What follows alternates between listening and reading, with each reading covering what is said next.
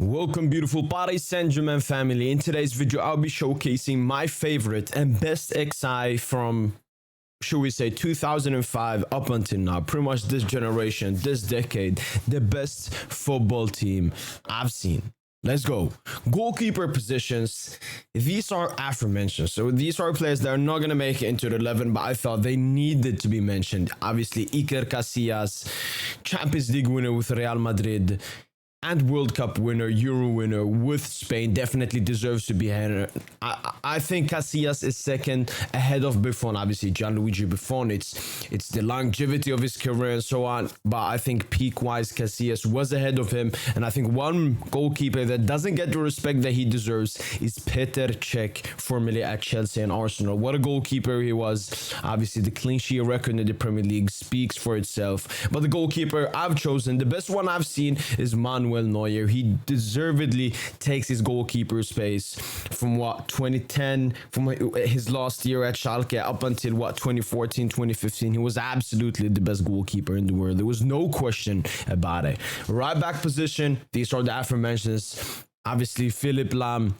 Very tight between him and the player I've chosen, but Philipp Lahm, what a player. His versatility, his mentality, his leadership, I mean his respect for the football. I think he's never even gotten a red card on the pitch, so Philipp Lahm definitely deserves to be here. Maicon didn't have that much of a longevity career, but that peak he had with Inter Milan, some people may edge and put him in this lineup. That's how great that peak was. And one player from recent times is Kyle Walker. I believe he's the fourth best right back that I've seen, at least in my time span. And yeah, he definitely deserves to be in this list. But obviously the right back that I've chosen is Dani Alves with that Barca team, signed from Sevilla with Pep Guardiola, and was astonishing for that Barca side from its beginning to its end. And they're still missing Dani Alves until this day. Centre-back spots, obviously for two spots, these are the aforementioned that didn't make it. We got Giorgio Chiellini. I mean, listen, people talked about Bonucci and Barzagli, but Chiellini was that link. We saw Bonucci outside of Juventus, did not look great, and Barzagli, when he was not next to Chiellini, was not that great either. Chiellini, what a centre-back, and I think he's better than both Godin and Piqué, but obviously not better than the two centre-backs I've chosen. Godin, another player that gets a bit disrespected. He's definitely up there with the best centre-backs of this generation, and obviously Gerard Piqué definitely deserves an aforementioned as well with his Champions League winning sides with the FC Barcelona. But the two centre-backs that I've chosen is obviously Sergio Ramos and Thiago Silva, the two best centre-backs of this generation. I mean, listen, the trophies speak for itself, but the performances speak even louder. These two centre-backs are lauded and applauded as the two best centre-back of this generation, and they obviously are. Left-back spot, this may be a bit crazy, because no Marcelo, no Jordi Alba, and no Maxwell. Marcelo and Jordi Alba, obviously, they dominated La Liga with their Barca and Real side, so yeah.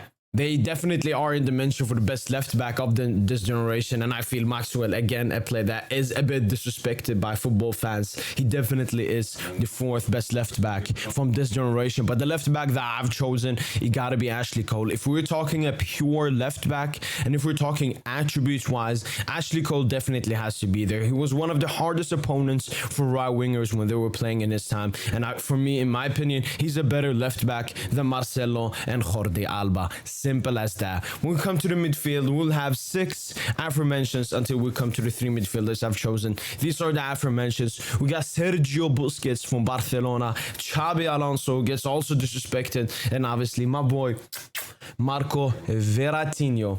Three other aforementions is Cesc Fabregas, Paul Scholes, and Thiago Motta. All of these midfielders have went under the radar because the three midfielders that I've picked were always talked about first. They scored the goals, they took home the accolades. It's Xavi, Iniesta, and Luka Modric. This midfield is absolutely insane, and obviously some people in the comments may say, oh, we need a DM, put a DM for balance. We ain't doing that stuff here. We got Andreas Iniesta, only player to be man of the match in the Champions League, World Cup, and Euros final.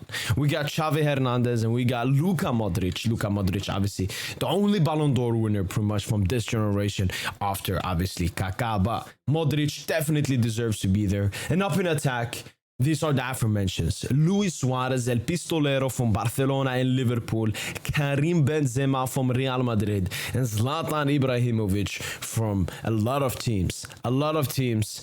And the three other players are Angel Di Maria, Thomas Müller, and Samuel Eto'o. All of these players deserve a lot of respect, but sadly could not make it into the XI. Because here's the attack. Cristiano Ronaldo off the left, Lionel Andreas Messi off the right, and Neymar Jr. in the central position.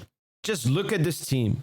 But we're not done yet, because there's one position left, which is the manager.